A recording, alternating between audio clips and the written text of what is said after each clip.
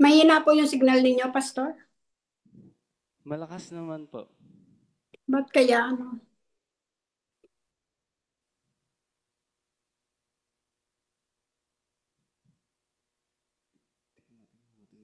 Ba't wala siya? Auxiliary.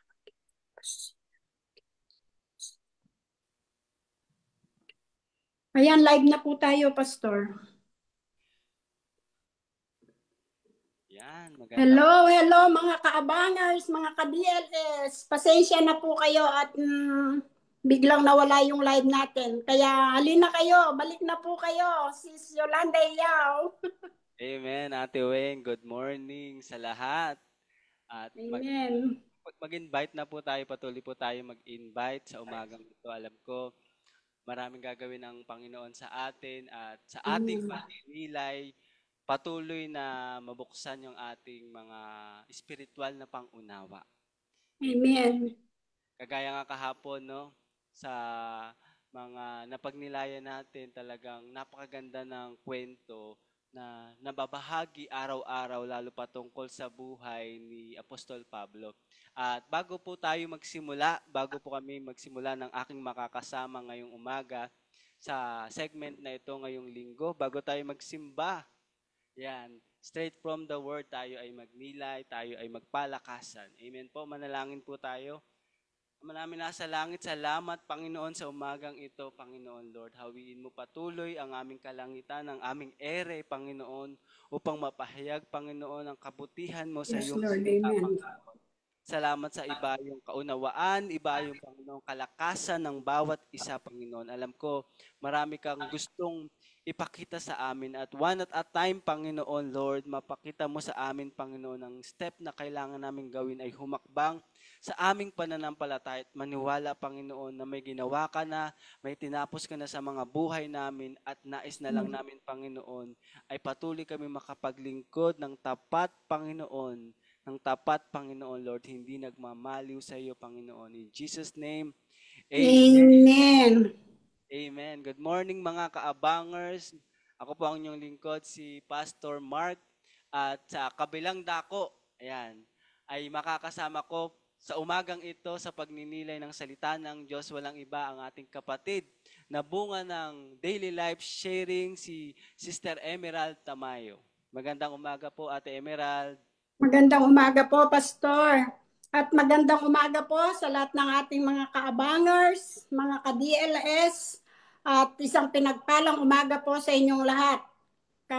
Mag-share lang po tayo, patuloy po tayong mag-share, mag-invite, mag-tag at i-mention po natin ang ating mga mahal sa buhay para makaparinig din po sila ng magandang balita.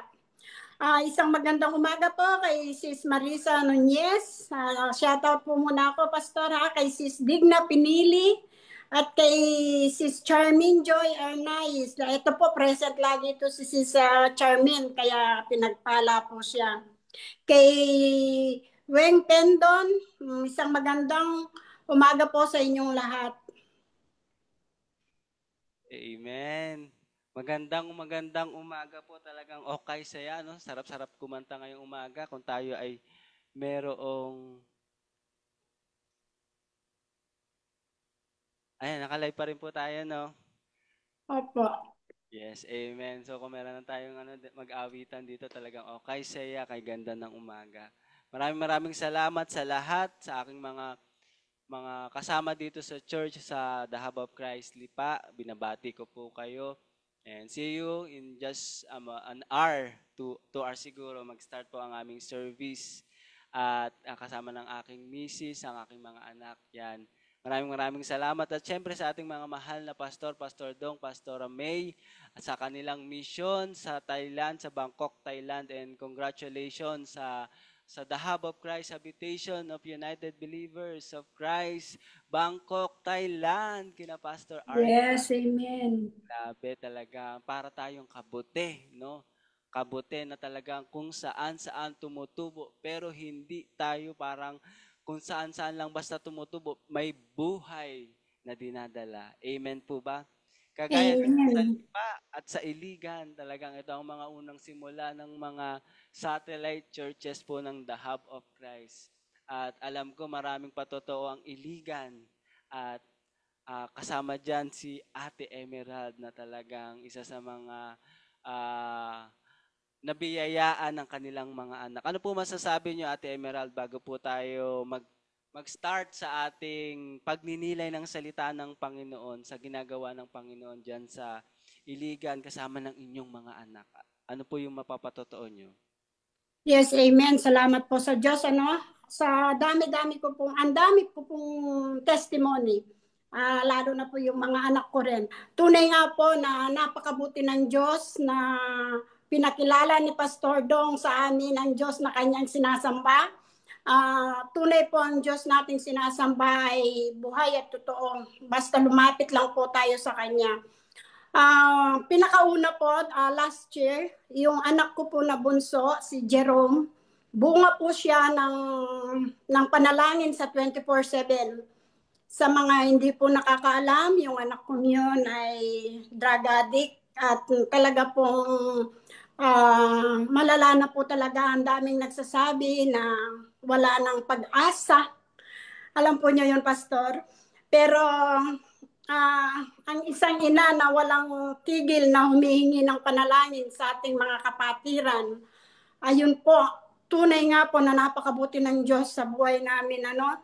Napakabilis po ng pagtugon ng Panginoon sa mga prayer po namin. Talaga masasabi ko, Lord, hindi mo talaga ako pinahihintay sa mga prayer ko. Ang bilis po, Pastor.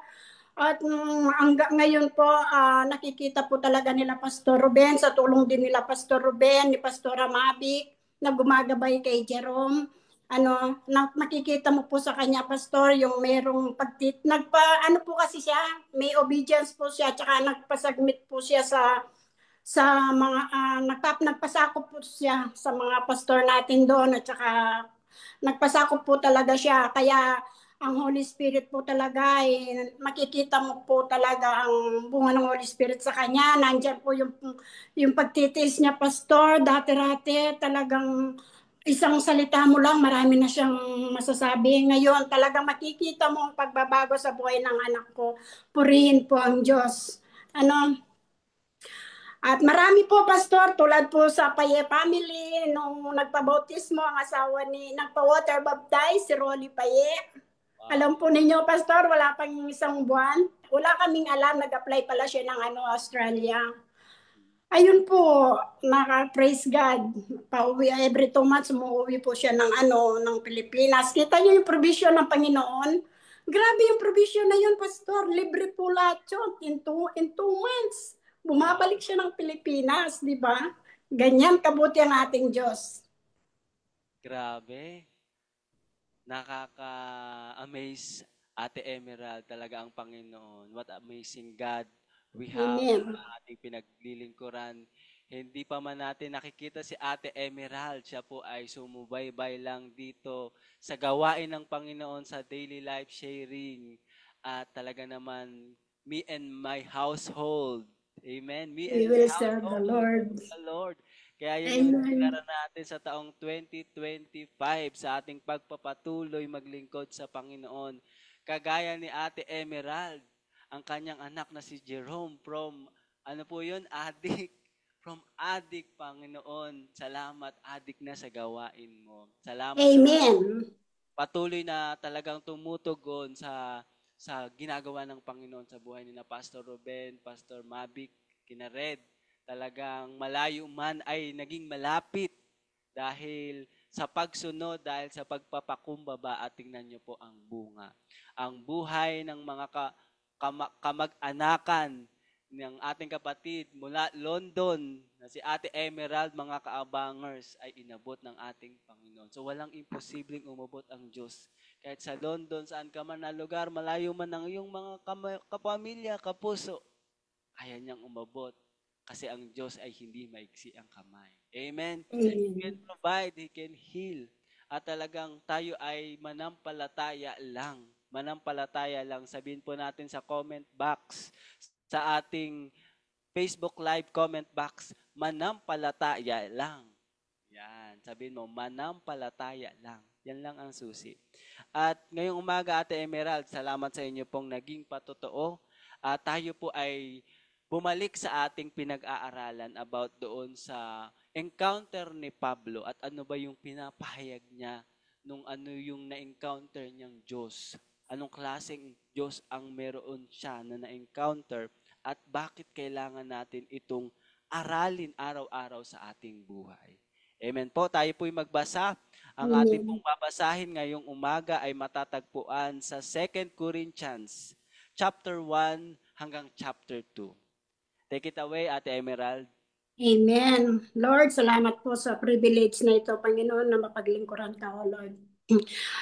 Ang ikalawang sulat ni Apostol Pablo sa mga taga-Korinto, Kabanata 1. Mula kay Pablo, na apostol ni Kristo Jesus, ayon sa kalooban ng Diyos, kasama si Timoteo na ating kapatid.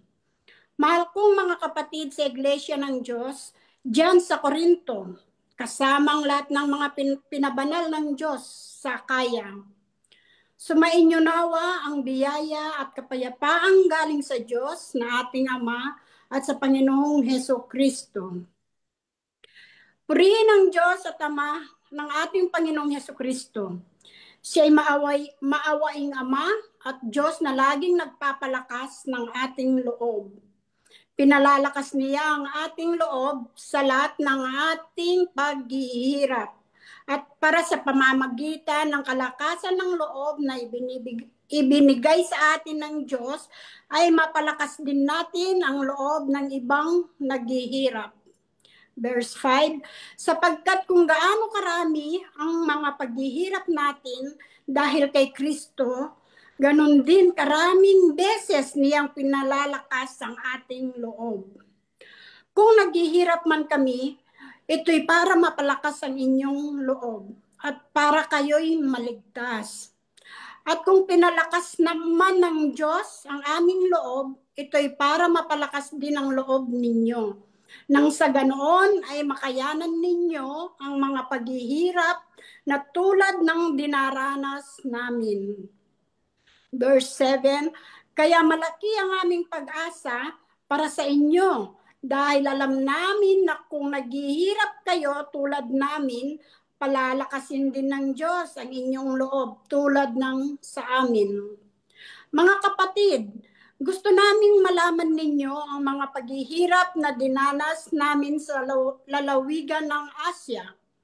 Napakabigat ng mga dinanas namin doon.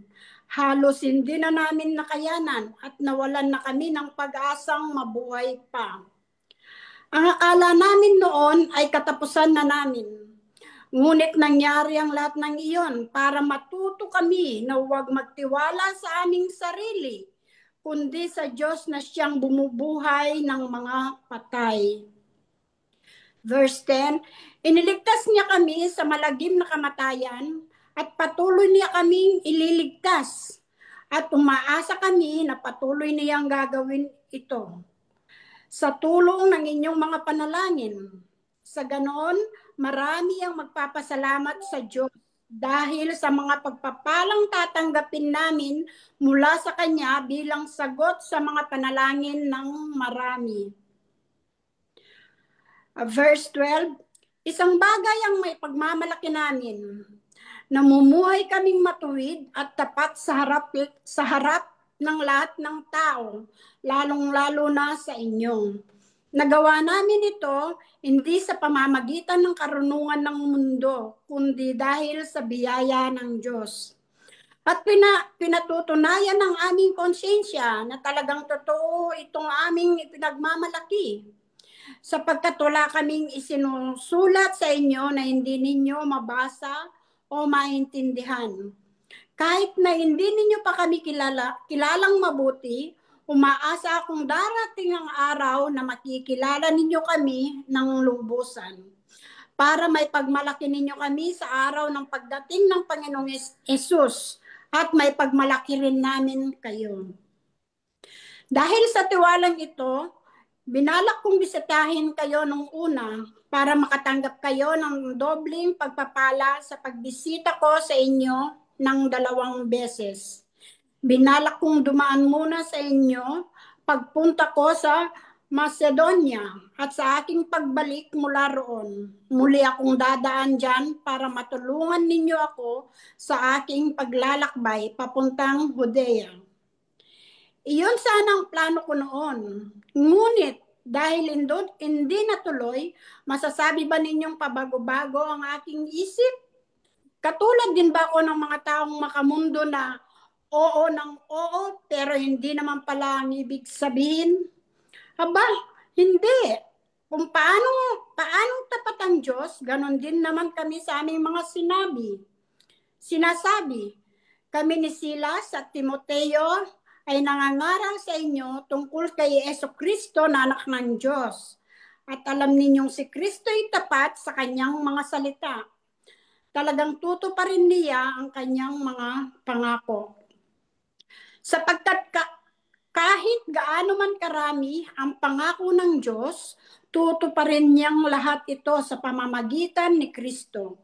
Kaya nga, masasabi natin na tapat ang Diyos at ito'y nakapagbibigay ng kapurihan sa Kanya. Ang Diyos ang nagpapatibay sa atin at sa ating pakikipag-isa kay Kristo.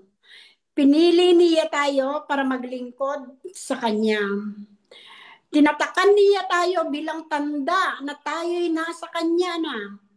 Ginawa niya ito sa pamamagitan ng paglalagay ng Kanyang banal na Espiritu sa ating mga puso. Ang banal na Espiritu ang nagsasabing garantiya na matatanggap natin ang Kanyang mga ipinangako. Saksi ko ang Diyos na kaya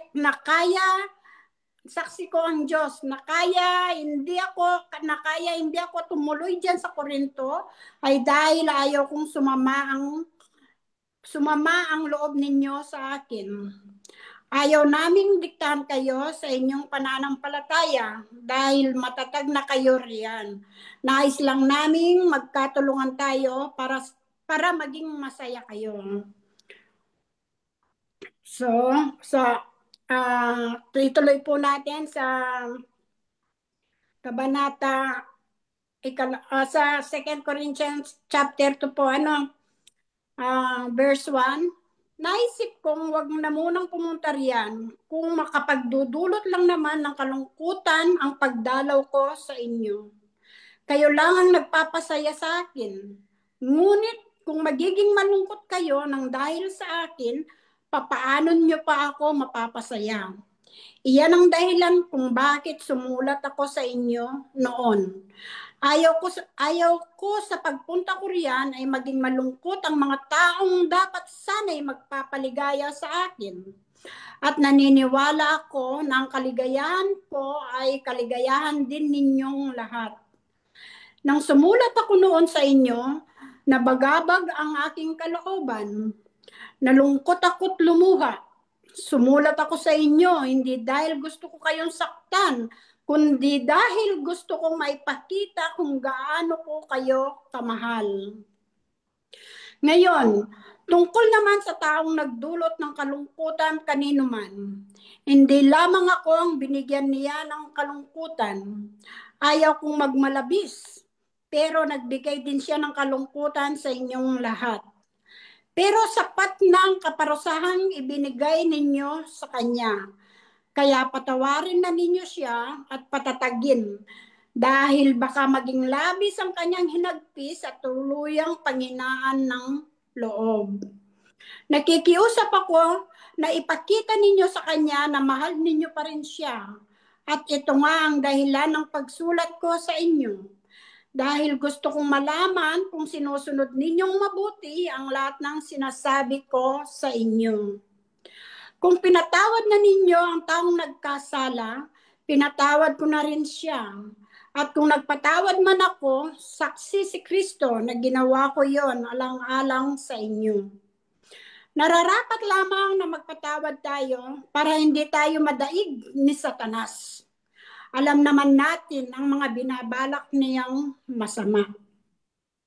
Nang dumating ako sa Troas para ipangaral ang magandang balita tungkol kay Kristo, Binigyan ako ng Panginoon ng magandang pagkakataon na magawa iyon.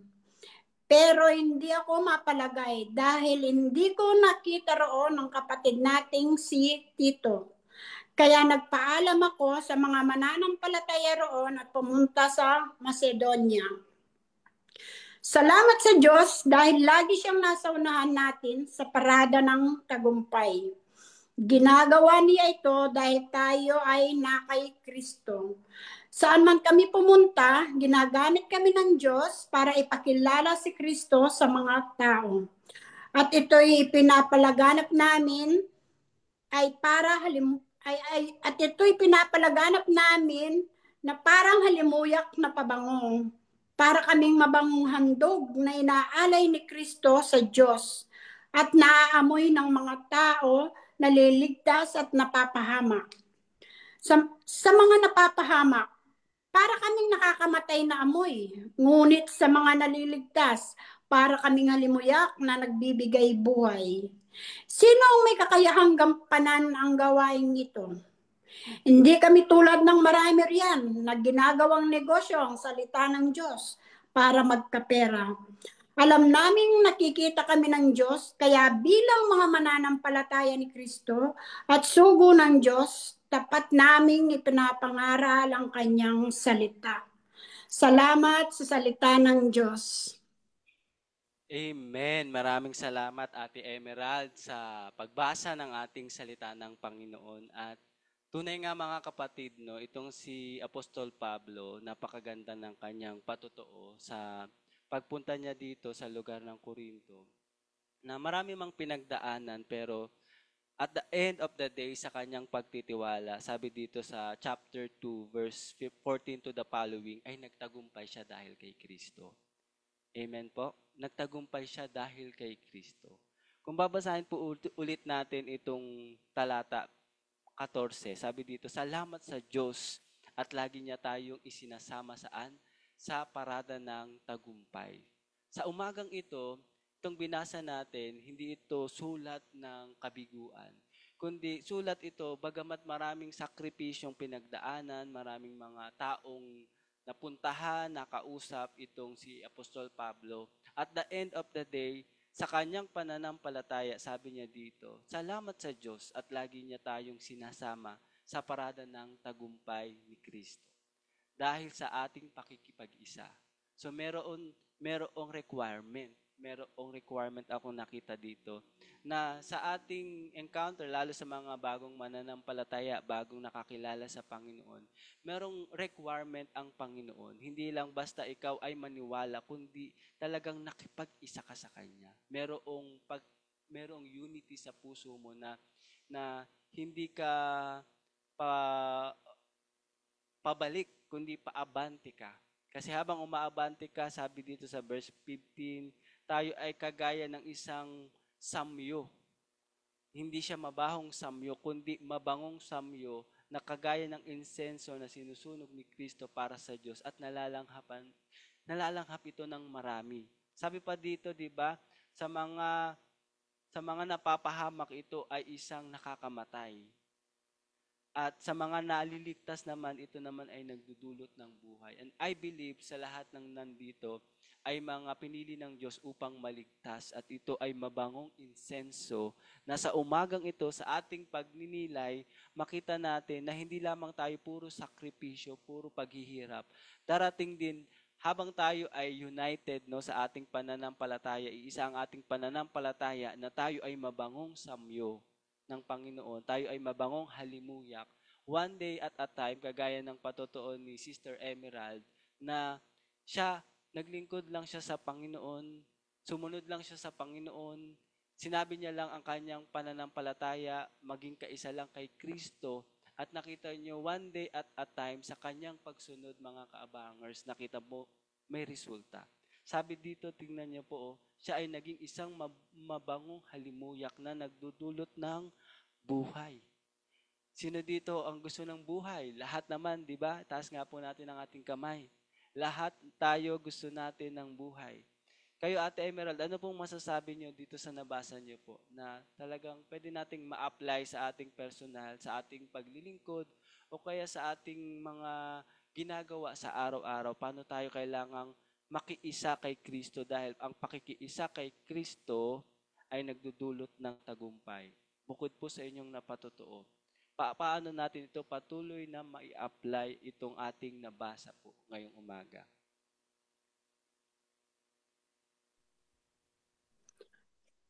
Pastor, dito po sa ano po ako dito po talaga ako na sa chapter 1 po. Apo. Talaga pong ito parang nangyari po talaga ito sa aming lahat lalo na sa anak ko. Lalo na po dito sa sinasabi niya sa verse 9 ng chapter 1 po, Akala ko po kasi katapusan na ng anak ko. Si Jerome, nakarating na po yan ng Cebu, na marami na po siyang naranasan na akala ko po talaga wala na siyang pag-asa. Ngunit sabi nga po dito sa binasa ko, sa tulong ng inyong mga panalangin, sa tulong po ng mga panalangin ng ating mga kapatid. Kaya wag po nating mamaliitin yung mga hinihiling nating na panalangin sa ating mga kapatid. Sa tulong po ng mga panalangin nila, tunay nga po talaga na yung patay, dahil patay na po talaga yung anak ko sa sarili niya, patay po talaga siya, hindi na po siya nakakakilala ng ayan po inaamin talaga niya na sabi nga niya ngayon pag naalala niya, nahihiya siya kasi talaga naman po na naagaw talaga siya ng kaaway, po.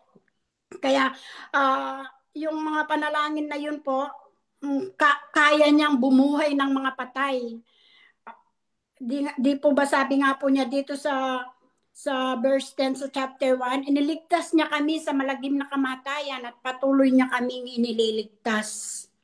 At tumaasa kami na patuloy niyang gagawin ito. Kaya kami po talaga, Pastor, yun nga po tulad ng sinabi ninyo, na kami sumunod lamang, at at talagang pinanghahawakan po namin yung mga pangako ng Panginoon dahil tapat po talaga siya sa kanyang mga pangako. Wala po kami, tulad ko po sa experience ko, masasabi ko po talaga, Lord, ikaw ang Diyos noon, ngayon at magpakailanman, ang Diyos na tapat sa kanyang pangako.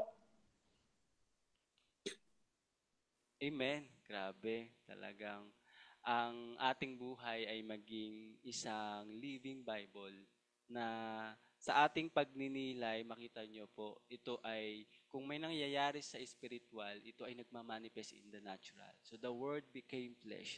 Sa panalangin pa lang, hindi pa man natin ito nararanasan ng mga panalangin, we claim it by faith, yes and amen. Nakakapag yes and amen tayo by faith, at dahil dito, ito nga ay naganap na.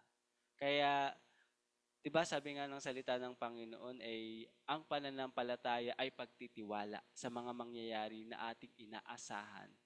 Katiyakan tungkol sa mga bagay na hindi pa nakikita. Hindi pa man nakikita ni Sister Emerald, pero dahil tayo ay nananampalataya, nire-remind natin ang Diyos, Lord, ito ang pangako mo sa aking anak, na ililigtas mo siya, na hahanguin mo siya mula dito sa kadiliman, papunta dito, pabalik sa iyo. At sa ating pananalangin, di ba sa verse 11, sa gayon marami ang magpapasalamat sa Kanya dahil sa pagpapala niya sa amin bilang tugon sa panalangin ng marami.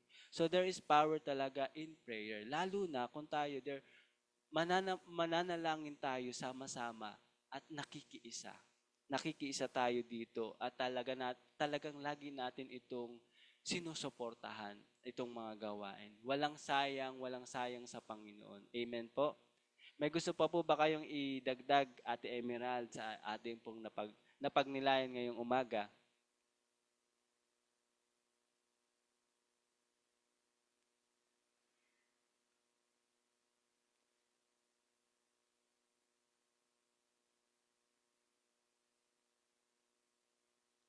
Amen. Sa kayo mga kaabangers, pwede po kayo mag-type dyan. Nakamute po pala ako. Kala ko po nawala po kayo. Sige po. Amen po, Pastor. Tulad nga po ng sinabi ni Apostol Pablo, dahil ang Espiritu po, ang Holy Spirit na kay Apostol Pablo po. Kaya parang siya na rin po yung nag-aano, siya po yung dinadaluyan ng Holy Spirit sa mga sinasabi niya sa atin. Kaya sabi nga po niya na lahat po daw tayo ay dumaranas ng pighati at kalungkutan, mga problema, balisa at sakit. Ngunit ang sabi nga po ni Apostol Pablo, ang kapayapaan, kapanatagan, ay matatagpuan lang natin sa pamamagitan ni Jesucristo at sa manating nasa langit. Ano po, mababasa po natin yun sa 2 Corinto chapter 1, 3 and 4. Ano po, isa na po doon, dati po sa lumang buhay ko, wala po talaga akong kapayapaan. Kaya pag nagpapasalamat po talaga ako sa Diyos, sinasabi ko po talaga, Pastor, na Lord, ikaw ay Diyos ng kapayapaan. Lagi po yung kasama kasi naranasan ko po yan eh. Naranasan din po nila Jessica yan, yung kapayapaan ng Diyos. Ayun po, talagang, ayun nga po, manalig lang po tayo sa Panginoon. Talagang panghawakan natin yung salita niya. Kailangan po talaga, Lord, di ba sinabi mo ganito? Di ba? Talagang anuhin natin si Lord. Di ba, Lord, ganito ang sinabi mo? Yun po, ito nga po, yung lagi pong ganun ang mga ano ko kay Lord. Kaya, pero na-test po ako, Pastor. Itong testimony po, pwede pa po. Hanggang 6:30 tayo. Amen. Unlimited tayo, Ate Emera. Pag ano po, pinili ka talaga ng Panginoon, ano, talaga pong i-ano kanya, i-purify ka po niya. Naranasan ko na po yan nung bago pa ako Kristiyano, pero patuloy po talaga ni Lord na nililinis ako. Ito lang pong December, nung Pasko, nakatanggap po ako ng bonus sa amo ko. Ano, pagkatanggap ko po ng bonus, pagbukas ko, grabe, Pastor, umiyak ako. Umiyak ako dahil maliit lang yung tinanggap ko, 100 lang na pounds, ano. Sabi ko kay Lord, Lord, sabi ko, ang hirap magpasalamat. Sabi ko, hindi ko kayang magpasalamat, Pastor. Umiiyak ako kasi hindi ko po expected na yun lang ang matatanggap ko, Pastor. Kasi po, napaka masunurin ko sa kanila kahit hindi ko trabaho, ginagawa ko. Kahit papagod ako, wala akong reklamo. Ang dapat, nung tinanggap ko po ito, nung na-interview ako dapat, carer lang ako. Pero all around ako. So wala silang natatanggap na reklamo sa akin. So umasa ako sa tao, di po ba? Kaya nga sinasabi nga sa Biblia, huwag kang umasa sa tao, sa Diyos ka lang umasa. What I mean, Pastor, pag nandiyan ka pala sa sitwasyon na yan, Lord, hindi ko kayang magpasalamat. Ang sama ng loob ko, Pastor, umiyak talaga ako. Tapos, ang hirap po pala, sabi ko, Lord, lagi ko pa naman sinasabi na laging magpasalamat sa Panginoon sa lahat ng sitwasyon, sa lahat ng panahon, sa lahat ng pagkakataon. Pero at that time, Pastor, hindi ako nakapagpasalamat kay Lord. Sabi ko, hindi ko deserve to kasi sobrang pagod ko. Yung ganon, Pastor, alam mo yon. Tapos po, nag-24/7 na po tayo noon. Kami, si Pastor Walter po yung salamat po sa Diyos, bago po natapos yung gabing yun, pinayapa ng Panginoon ang puso ko, nag-reveal po siya sa akin. Kasi po, pag nananalangin ako, Pastor, lagi ang inaawit ko, bago ako manalangin, umaawit po ako ng pusong dalisay. So, nung time na yon, nung gabing yon, sabi ko, halaka, Bisaya, sabi ko, halaka, yung kinakanta ko na pusong dalisay, ginagawa ni Lord sa akin, dinadalisay talaga niya yung puso ko. Kasi po, akala ko, Pastor, okay na ako.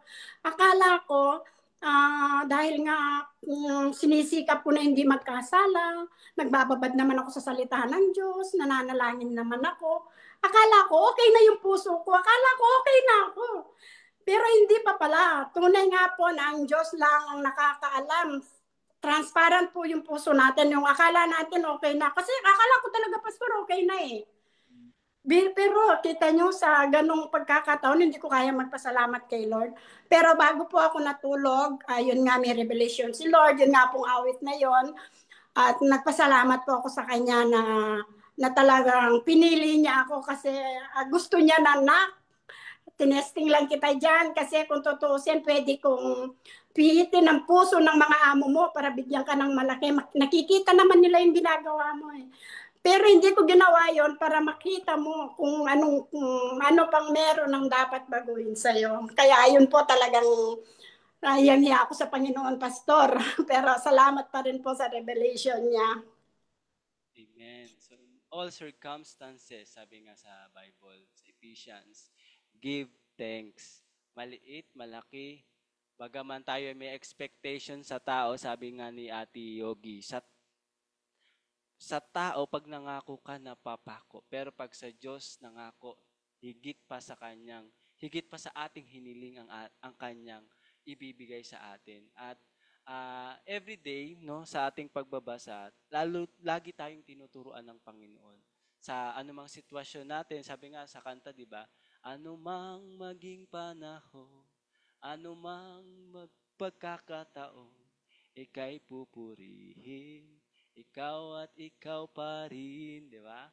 So, itong salita ng Diyos, lagi tayong pinapaalalahanan nito. Napakaganda ng patotoo ni Ate Emerald, no, sa kanyang araw-araw na buhay, kung paano niya na-encounter ang Panginoon sa mga maliliit na pagkakataon sa kanyang buhay, na kailangan nating papayapain ng ating puso. Ano ba talaga ang ating puso pagdating sa mga nangyayari sa atin? At itong pinagnilayan natin ay talagang binabalik tayo ng salita ng Panginoon. Balik tayo, tayo ay mga sugo, tayo ay mga lingkod ng Panginoon. Sabi dito, 'di ba? Hindi kami tulad ng iba. Yan. Hindi kami tulad ng iba. Minsan, yung iba, sabi dito, kinakalakal nila ang salita ng Diyos. So, minsan ginagamit nila ang salita ng Diyos para tayo ay, ganun. Ako ay pagpalain. Di ba? Ito ang sabi ng salita ng Diyos. Ginagawang kalakal. Pero sabi dito ni Pablo, sa halip, bilang sugo tayo ng Diyos at lingkod ni Kristo. So, kung tayo lingkod ni Kristo, anumang kaharapin natin, makita sa ating larawan yung wangis ng Panginoon. Makita sa ating ugali, makita sa ating labi. Kasi kung ano ang nasa puso mo, siyang bukang bibig mo. Kung ano ang laman niyan, kung iyan ay mayroong kabigatan, walang pasasalamat, reklamo, lalabas yan sa ating bibig. Totoo, mali. Di ba? Kung ano ang nasa puso, siya ang nilalabas ng bibig. Kung tayo ay sugo ng Diyos, ang ating ipinapangaral, ang ating sinasabi ay ang kabutihan ng Diyos. Ang pasasalamat sa anumang sitwasyon. Na sa lahat ng yan, tandaan po natin, sabi sa Bible, na pagtagumpayan ko na yan. Amen? Sabi sa John 16:33, kung di po ako nagkakamali, I have overcome everything na pagtagumpayan ko na. Name it. Lahat ng yan ay naipako na sa krus. Natapos na ng Panginoon. At wala na tayong ibang gagawin sa panahong ito. Maglingkod na lang. Maging mabangong samyo, manalangin, magpasalamat, sumamba. At gusto ng Panginoon na yung ating pinagninilayan ngayon, isa yung ating pananampalataya. Ang nakasentro lang dito ay walang iba kundi si Kristo. Nakipag-isa na tayo sa Panginoong Jesus. At ang ating layunin ngayon ay tayo maging mabango. Mabangong samyo. At kailangan natin itong salita ng Diyos para tayo ay maging mabango. Kasi ito yung nagbibigay sa atin ng sustansya, nagpapasariwa sa atin na dadaan ka sa ganitong pagkakataon ng buhay mo, may makakasalamuha ka, ganito yung amo mo, ganito lang ang kaya niya, may makakasalamuha ka, pero dahil nakapakinig ka, nakapagbasa ka, makikita mo yung bunga ng iyong pagbabasa, ng iyong pagninilay, makikita mo paano mo napipigilan ang iyong sarili, magreklamo, paano mo nababantayan ang iyong sarili, na sa kabila nito, nakakapagpasalamat pa rin ako sa Panginoon. Di ba? We expect sa tao, tama, mali. Tama. Nag-expect tayo sa tao kasi meron tayong ginawa. So, bilang isang empleyado, we expect sa ating mga employer na tumbasan nila yung ating serbisyo. Pero hindi sa lahat kasi ng pagkakataon nga ay kaya nilang tumbasan yung ating expectation. Pero tandaan natin na tayo ay binago na ng Diyos. Tayo ay hinamo na ng Diyos at lagi nating babantayan na ang ang ating puso ay hindi lang yan daluyan ng mga mabubuti. Ang ating puso ay daluyan din yan ng mga kabulukan. So ano ang pinapapasok natin? So dapat isa lang ang ang dumadaloy dito. Sabi dito, tayo ay isa na kay Kristo. So ngayon, Amen. mga kapatid, dito sa DLS, lahat tayo ay may kanya-kanyang pangarap. May kanya-kanya tayong gustong mangyari sa ating buhay, sa ating trabaho, sa ating pamilya, sa ating paglilingkod. So, meron talaga tayong vision. Meron talaga tayong gustong puntahan. At itong si Apostol Pablo, ang kanya lang pinakita sa kanya ng Panginoon, di ba? Nung na-encounter niya ang Panginoong Jesus, nagkaroon siya ng vision, siya ay isang sugo ng Diyos na walang ibang ginawa kundi ipangaral ang mabuting balita. Ipangaral na si Jesus ay hindi lang namatay, kundi siya ay muling nabuhay at sino mang sumampalataya sa Kanya, sumampalataya sa Panginoong Jesus bilang Panginoon at tagapagligtas ay hindi mapapahamak. Bagkus kagaya dito, sabi ng Panginoon sa Kanya, tayo na nakipag-isa sa Kanya ay magiging mabangong samyok, mabubuhay tayo, sariwa tayo, hindi tayo amoy lupa, hindi tayo amoy nag-aalingaw-ngaw. Sabi dito, tayo ay nagdudulot ng mabangong halimuyak sa iba. So, itong napakagandang salita ng Diyos, binabalik tayo, ano bang karakteristik dapat ang ating meron tayo? Anong karakteristik, meron attributes na meron tayo bilang isang mananampalataya? Dapat isa lang. Sabi dito, nakipag-isa ka na kay Kristo. Amen. At napakahalaga itong gusto ko lang dagdagan, no?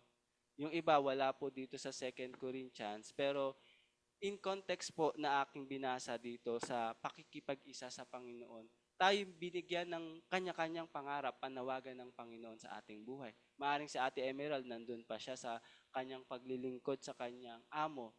Ang kanyang mga anak ay nandito, naglilingkod sa church. One day at a time, dahil sabi ng salita ng Panginoon, di ba, tayo ay hinango niya. Hinango niya. Sabi sa Exodus 19 verse 4, you yourselves have seen what I did, how I bore you on eagle wings. So kagaya ng isang agila siya, no? And brought you to myself. Mula sa London, papaano siya hinango ay kagaya ng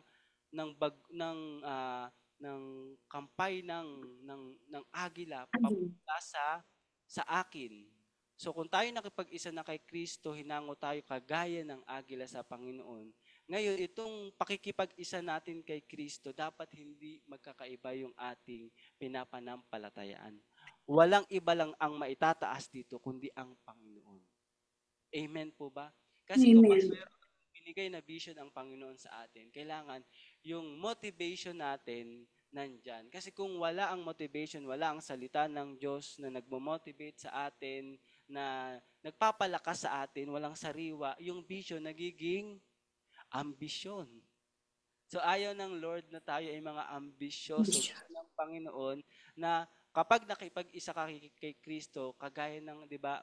Kagaya ng kampay ng agila, tayo ay pabalik sa kanya. Ganun din meron dapat tayo. Yung ating pananampalataya ay kagaya ng sa agila. Yung ating pananampalataya dapat ay isa. 'Di ba? Merong pakikipag-isa na nagkokos ng division, 'di ba? Pag sinabing vision, dinagdagan mo ng DI, no? Nawala ka doon sa vision na nilagay sa iyo ng Panginoon, nagiging division. Tama? So that is wrong unity ng pananampalataya. Kasi sa Bible, meron pong nangyari na ganyan. Nananampalataya sila na gusto nilang maabot ang Diyos, pero mali nga eh. Gusto nilang mapantayan ang Diyos. Nakagaya ng Panginoon, sila ay kapantay na sa langit. Ano nangyari doon sa Torre ni Babel? Di ba? Ginawa sa kanila dahil pare-pareha sila ng lingwahe, dahil maling unity ang kanilang itinatayo, hindi sa tamang pananampalataya. Yes, nananampalataya sila na gusto nilang maabot ang Diyos sa langit, pero gusto nilang maging kapantay na mali. Ano nangyari? Nagkaroon ng division. Pero dito, pinapaalala sa atin ng Panginoon, tayo nakipag-isa kay Kristo. Tayo mga sugo upang ipangaral lang ang kabutihan ng Diyos. Saan ka man dalhin, sa London, sa Batangas, sa Iligan, o kahit name it, anumang lugar. Sa France, di ba, nanonood si Ate Bea. Sa Cebu, nanonood si Pastor Presil. Sa Ampa, sa Davao, si Ate Evelyn. Sa Pasig, si Ate Yogi. O iba't ibang lugar naman tayo, kagaya din, di ba, ni Shadrach, Meshach, Abednego, dinala sila doon sa lugar na out of their comfort. Pero sabi nila, we are servant of God. So kahit dalhin nyo ako sa pugon dyan, hindi po ako sasamba dyan sa estatwang pinatayo nyo. Diba? Pinapasamba sila kay Haring Nebukadnezar, yung estatwa na tinayo. Pero ano ginawa nila? Imbis na sila ay lumuhod, sila ay nanatiling nakatayo at sa Diyos lamang na kanilang humango sa kanila. 'Di ba? Humango sa kanila kagaya ng isang agila, 'di ba? Kagaya ng isang agila, sila ay matatag. Ano ang nangyari sa kanila? Bagaman sobrang init, pinasok sa pugon, ni konting galos, ni konting alikabok, hindi nakita sa kanilang mga damit. Bakit? Kagaya ng agila, sila ay dinala ng Panginoon sa kanilang piling. At kahit konti, hindi man lang sila nagalusan. Hindi ba ganyan dapat meron tayong pakikipag-isa sa ating pananampalataya? Nasaan man tayo dalhin ng ating sitwasyon, ng ating panahon, we need to confront itong ating ginagawa ay lahat ito, we give it glory to Jesus. So buong tapat natin itong lakaran, yung ating tinanggap na paglilingkod sa Panginoon, we need to confront. At itong nangyari kay Ate Emerald, di ba? Makikita dito na kailangan araw-araw, wino-work out natin yung ating pagbabago. Wino-work out natin yung ating ginagawa pagdating sa paglilingkod ng Panginoon. Something na hindi mo wino-work out, no? Hindi mo confront, mananatiling ganyan ang puso mo. Tama, mali. Hanggat hindi dinidil, hanggat hindi mo yan kino-confront, walang pagbabago. Amen. Kagaya pag tingnan nyo, mga kapatid, 'di ba? Gusto mo ng unat na buhok.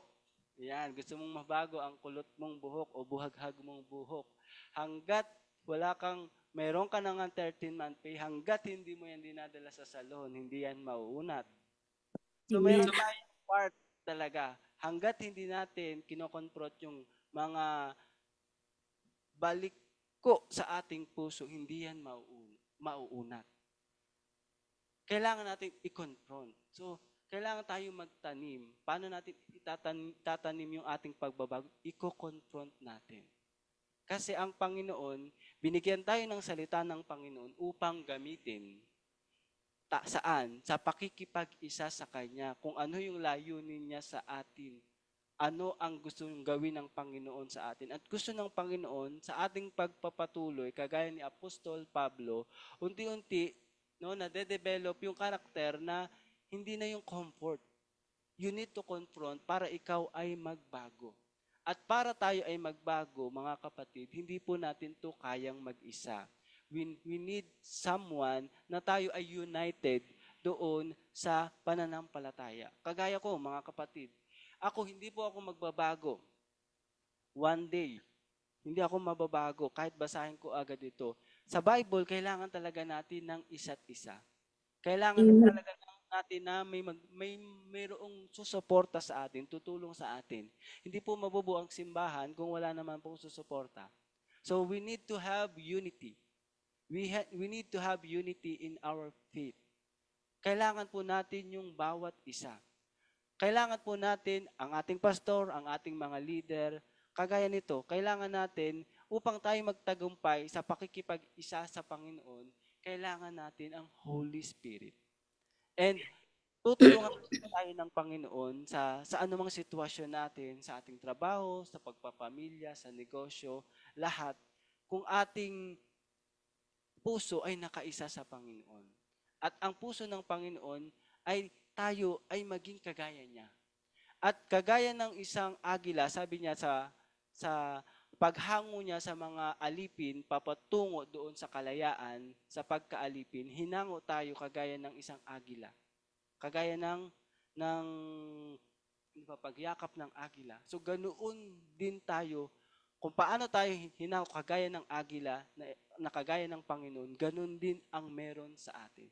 So ibig sabihin, sa anuman sa ating paglilingkod sa ating Panginoon, sa ating pagkakilala sa Kanya, iba na yung ating dominion, iba na yung ating domain. Dati nandito lang tayo sa comfort, ganito lang ang uri ng aking pagsamba, ganito lang yung aking, pupunta lang ako sa church, uuwi na, pupunta sa church, uupo, di ba, bubutasin ng bangko, ganun lang. Pero pag sinabing ikaw ay hinango na ng Panginoon, na encounter mo siya kagaya ni Apostol Pablo, kagaya ng agila, hinango ka sa pagkaalipin, papatungo sa Kanya, ang dominion mo na, sabi sa Genesis 1:26, hindi na lang yung personal mo, kundi ang dominion mo na ay malaki na, malawak na. At pagka sinabing ikaw ay agila, ang dominion mo ay kalangitan. Sa lahat ng uri ng hayop sa himpapawid, ang agila lang ang pinaka nagtitake dominion doon sa kanyang nasasakupan. So kung ganoon ang dominion ng agila, ganoon din ang dominion natin. Kagaya nito ni Apostol Pablo, sa bawat puntahan niya mga kapatid, ng mga bayan, walang hindi gumagaling, walang hindi napagpapala, walang hindi nakokorek. Bakit? Kasi ang dominion niya, hindi lang yung lugar na kung saan siya nanatili. Ang dominion niya ay kung ano yung kaharian ng Diyos. At alam natin na ang kaharian ng Diyos ay hindi lang para sa lipa, hindi lang para sa London. Ang kaharian ng Diyos ay para sa lahat. So ganyan ang kaharian, ganyan ang ating dominion. Ang kaharian ng Panginoon ay sa napakadami. So kung ganyan ang meron tayo, ano ba ang karakteristik na dapat meron tayo para itong sinasabi ng salita ng Panginoon sa verse 16 na tayo ay iniligtas, na tayo ay hindi alingasaw, kundi tayo ay halimuyak, nagbibigay ng pabango, nagbibigay ng kalakasan. So ang isang agila, pagka nakita mo yan sa personal, talagang makikita mo siya ay isang hari. Siya ay isang malakas. So mayroon na ba kayo nakita ganyan na kapag dumating siya, hindi naman siya, di ba? Yung iba, nakita mo, sa Bible dito, parang alingasaw, mahangin, parang may bagyo. Pero ikaw, kapatid, kagaya ng isang agila, kinakatakutan, tinitingala, sapagkat you take dominion. Tama po ba? Kung ikaw ay isang mananampalataya at nakiisa sa Panginoong Hesus, ang iyong dominion ay hindi na lamang yung sa apat na sulok ng iyong kwarto. Tama po ba? Ang iyong dominion ngayon ay madami. Ito na ay lahat. So sa lahat ng dako, 'di ba sabi ng Panginoon, bago siya nung siya ay namatay, nabuhay, na nag-uli, at siya ay bumalik. Sabi niya, 'di ba, ipangaral ang mabuting balita at hanggang sa dulo. 'Di ba, baptizing yung aking mga anak in the name of the Father, the Son, and the Holy Spirit. So ito ang ginagawa ni Apostol Pablo, na ang carry niya, ang dala-dala niya, yung mindset na ako ay nagtitake dominion bilang ambassador ng Panginoon. Di ba ganyan ang isang agila, yung karakteristik niya. Ako ay nagtitake dominion sa ganitong domain, sa ganitong kalangitan. Ganito ang akin yan. So, papaano natin madedevelop ang ganyang isang attributes, isang karakteristik na kapag dumadating tayo sa mga pagsusulit, hindi tayo kagaya ng isang maliit na ibon na tumatago pagka mayroong malakas na bagyo sa mga malililim na puno. Kundi tayo ay may attributes kagaya ng isang agila na sinasabi sa Bible, ganyan ang attributes na meron sa Panginoon, na hindi siya tumatakbo, kundi siya ay lumilipad ng lumilipad. Di ba? Hindi ako malulunod, hindi ako masusunog. Diba? Sabi sa awit, kasama natin ng Diyos. Amen. Amen. Isaiah 43 verse 2, hindi ka malulunod, dumaan ka man sa apoy, hindi ka masusunog at hindi ka matutupok. So, ganyan ang uri na meron sa atin kapag nakapag-isa tayo sa pananampalataya. At ano bang klaseng pananampalataya dapat meron tayo? Amen. Sa mga magsisimba ngayon, ito ang ating panimula. Sa pagsisimba natin, huwag tayong lulubog, lilitaw. Huwag tayong parang kalamay na nilagyan ng gabok na matamis. Lulubog, lilitaw. Kundi kagaya tayo ng isang agila, laging nakakampay. 'Di ba? Kung atin ang lugar na ito, na anumang sitwasyon tayo magpapasalamat, hindi tayo pipitsugin, 'di ba? Tayo ay nilikha ng Panginoon, nakawangis niya. Tingnan niyo po, kung titignan niyo sa natural, meron talagang mga nagte-take dominion na mga creatures. Kung sa himpapawid, 'di ba, ang agila. Kung sa kagubatan naman, leon. Tama po ba? Kung sa atin dito sa mga may buhay, tayo ay espesyal. Tayo ay espesyal sapagkat tayo ay kawangis ng Panginoon. Dapat ang naaamoy sa atin ay hindi hangin, kundi hindi tayo ampaw, kundi every time kung saan man tayo nandun, nasa London, nasaan man tayo, ayan, kagaya ni Ate Charmaine, nasaan nga uli si Ate Charmaine? Palawan, ayan, kung di ako nagkakamali, taga Palawan siya. Si Kuya Gab, taga Bicol. So kung nasaan ka man, kung nasaan lugar ka man, you take dominion. Sa pamilya mo, pag dumating ka, doon sa pamilya mo, pag umuwi ka, mangaral ka. Maghayag ka ng kabutihan ng Diyos. Maging mabangong halimuyak. Samyak. Amen. Na nagdudulot ng hindi kamatayan, kundi ng buhay. So kung buhay pala ang daladala natin, iyan yung ating attributes, yung nasa sa atin, papaano natin ito madedevelop? Una, kailangan natin alamin ano ba ang meron sa atin.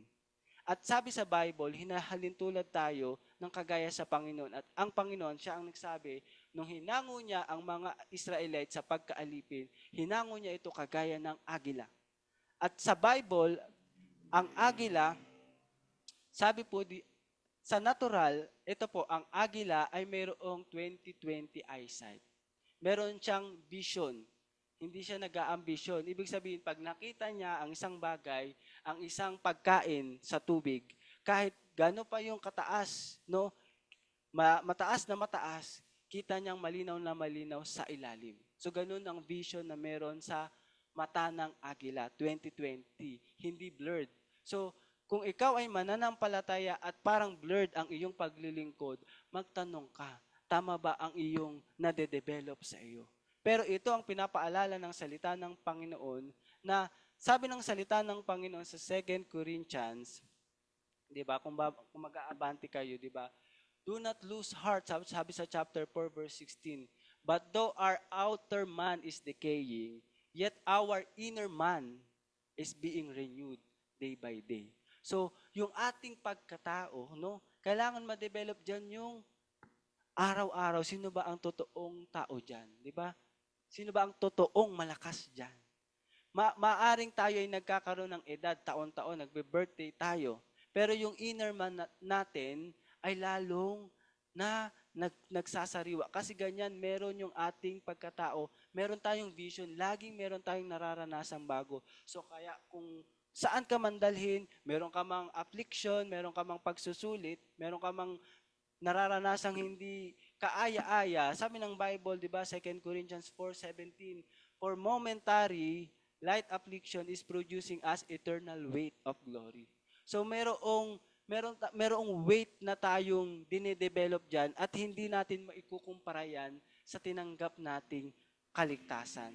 Kaya mga kapatid, kung meron tayong mga pagsusulit, meron tayong pinagdadaanan, kagaya po ni Ate Emerald, tingnan nyo, for in just a moment lang yan. If we allow God to take control sa atin, alam mo kung siya ay kung ikaw ay sa Kanya at ako ay sa Kanya, at sa Kanya lang tayo kumakapit, di ba? Yung ating mata ay hindi manlalabo. Sabi sa ibang verse, no, sa Matthew 6:22-23, ang mata natin ay kagaya ng ilaw ng katawan. So, kung malinaw yung ating mata, yung ating katawan ay susunod lang. Tama? So, Amen. kaya huwag nating padilimhin ang ating vision. The greatest enemy, hindi yung nakikita natin sa labas na malaki. The greatest enemy is not out, but the greatest enemy is in. So, kailangan natin ma-develop ano ba yung inside dyan. Na lagi nating tandaan, kagaya ng isang agila, pag mayroong bagyo, tayo ay lumilipad. Hindi tayo tumatakbo.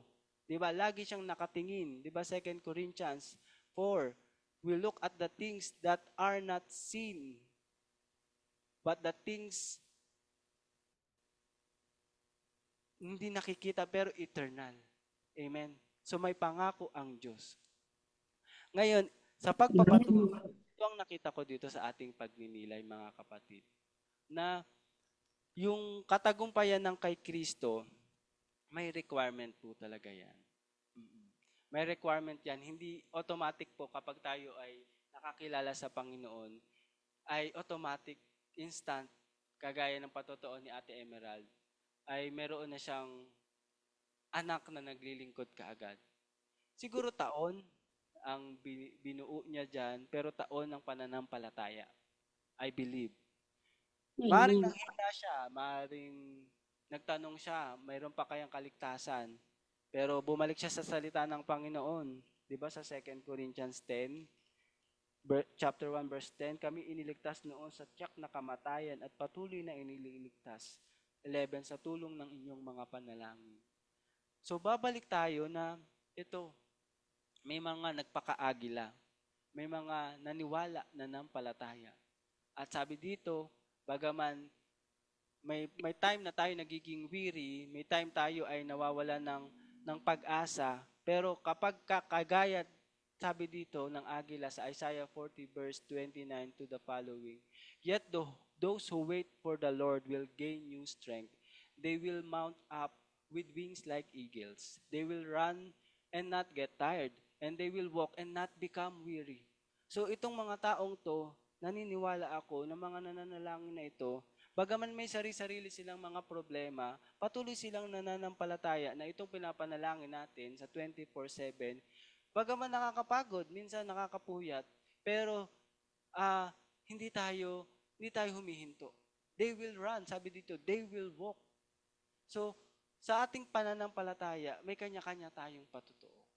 Ngayon, kailangan lang talaga nating i-confront ano ba ang kailangan nating baguhin. Kasi tayo, mga kapatid, dito sa mga nakikinig, lahat tayo ay mayroong individual. Individual po tayo. Meron po tayong kanya-kanya. At si Apostol Pablo, malinaw po siya ay dito na siya ay nakipag-isa sa Panginoon. Siya ay nanampalataya, siya ay nanalangin, siya ay sumasamba. So, lagi may excitement sa kanya. Merong excitement. Kung minsan nawawala na ang excitement natin, this is the time na tayo ay mag-repent. Tayo ay bumalik at tayo ay magpapanalangin. Kailangan natin ang isa't isa. Amen. Higit tayo sa anghel, higit tayo sa mga nilalang. Higit pa tayo maging sa agila, higit tayo dyan. So kailangan natin ang mga nagpapalakas sa atin. So wag tayong lalapit sa mga chicken. Lalapit tayo sa mga agila. Kung paano lumapit sa Ate Emerald, I believe may nilapitan niyang lingkod ng Diyos. Siya ay humingi ng panalangin, di ba? Na dati minsan siya ay nanghihina, pero dahil dumikit siya sa isang agila, no? Dumikit siya sa isang lingkod ng Diyos. Alam niya, may problema dito, ako lalapit. At nakita nyo, nagkaroon ng simbahan sa Iligan. Nagkaroon ng pagbabago, nagkaroon ng provision sa kanyang mga anak, sa kanyang son-in-law. So, hindi man siya nandun because mayroong tao na sa kanya, kagaya ng isang agila na nakakita sa kanya. Alam nyo mga kapatid, hindi, sabi dito, ikaw ay kabilang sa mananagumpay. Amen. Sabihin mo dyan, ako'y mananagumpay. Ako'y mananagumpay. Pastor, may karugtong po pala yung ano ko kanina, di ba? Yung testimony ko about din sa bonus ko.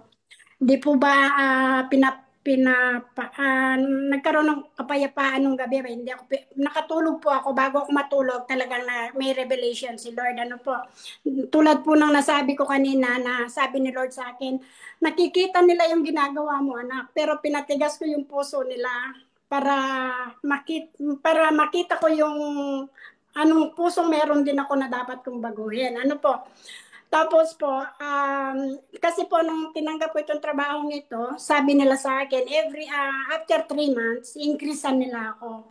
2 taon na po ako walang increase. Pero hindi po ako nag-aas, hindi ako nagtatanong na you told me that you increase me. Wala po, tahimik lang po ako.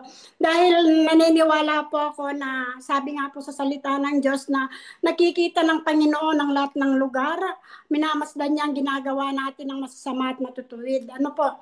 So kanina, Pastor, kahapon po pala kasi ahead kayo ng 8 hours sa amin. Every Saturday po kasi yung sahod namin dito, weekly. Praise God, salamat sa Panginoon, ano? Tunay nga, sabi nga ng Panginoon, kung patitigasin niya ang puso niya, patitigasin, ano? Pero hindi ko po inaasahan na in-increase po yung sahod ko. Kaya salamat sa provision. Pero pinagdarasal ko po yun palagi na sabi ko, Lord, sabi ko, sana ma-promote naman yung sweldo ko, promotion, sabi ko. Hindi ko po talaga inaasahan, Pastor. Kaya kanina po, nung pinasahuran ako, sabi po nung amo ko na I increase you. So, sabi ko po sa kanya, sinabi ko, oh, thank God, sabi ko ganun sa kanya kasi I am answered prayer. Sabi ko, nalaman po niya na pinagdarasal ko talaga na increasean ako. Di ba, Pastor? So, hindi ko yun hiningi. Pinagdarasal ko lang. Wow. Amen. So, Kaya, praise God. Tuwan-tuwa nga po si Jessica kanina, sabi po niya, di ba ma, o kita mo, kung malaki yung bonus mo, isang beses lang, pero yung increase mo, every week yun nandyan na, di ba? amen. Praise God po, salamat po talaga sa Diyos. Saan ka mamimili? 'Di ba? Saan ang mas higit na mayroong tagumpay? Yung Amen. buwan-buwan na mayroong increase kaysa sa one time, big time lang. Pero talagang pagkasama talaga natin ang Diyos, 'di ba? Sabi dito, tayo ay kasama niya sa parada ng tagumpay. Amen. So sa umagang ito, talagang napagtagumpayan natin ang bawat isa. Sabi natin, may lean. Ako'y mananagumpay. Ako'y mananagumpay, sabi ni Ate Amelda. Ako'y mananagumpay, sabi ni Joanne. Amen. Hallelujah. So lahat tayo, yung mga narinig yung mga patotoo ni Ate Emerald, dami niyan, 3. Hindi pa yan. Hindi pa hindi pa nagiinit ang Diyos diyan. Madami pang mararanasan ang ating kapatid na ito sa pagpapatuloy niya sa Panginoon. At ako din, marami din ako mararanasan. Siyempre, kung siya, ako din, lahat tayo. Kasi tayo ay nakipag-isa kay Kristo. So, ang domain natin sa ating ginagalawan ay hindi basta-basta domain, kundi kingdom domain. Kung ang ating mindset ay king, tayo ay mga king, tayo ay mayroong isip na hindi pipitsugin. Tayo ay may isip ng isang, pag nakita natin ang problema, solve ko ito in Jesus' name. Di ba? My Jesus is a greatest problem solver. Answered prayer na ako, answered prayer ka na, answered prayer na tayo. Wala na lang tayong ibang gagawin, kundi magpasalamat, maglingkod, at patuloy magdilay ng salita ng Diyos. Manalangin, sumamba sa Kanya, dito sa lupa, para ng sa langit. Amen? May gusto po ba kayong idagdag, Ate Emerald, bago ako mag-closing prayer?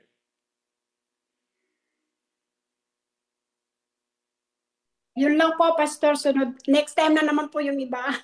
Madami po yan, Pastor. Yes, so Praise linggo, yan, every Sunday, hopefully makasama natin ang iba nating kapatid sa pananampalataya sa iba't ibang bansa, sa iba't ibang lugar.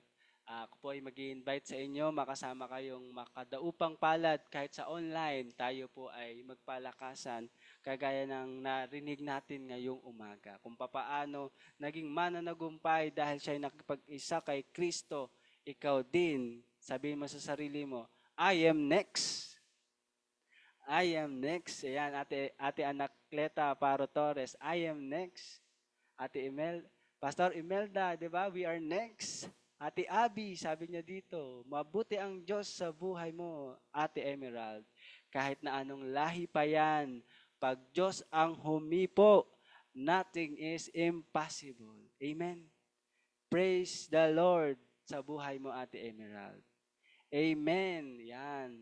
Sabi naman ni Ate Marisa, ingatan tayo sa biyahe patungo sa ating pagsamba dito sa Lipa at sa iba't ibang lugar, ganun din.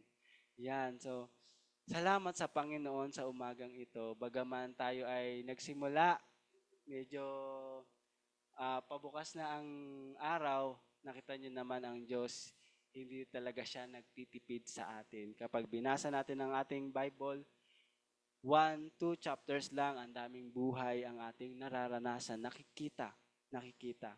So sa umagang ito, salamat sa bawat isa na nakasama namin dito sa Facebook Live at magre-replay kagaya ng naranasan ng ating kapatid na si Ate Emerald.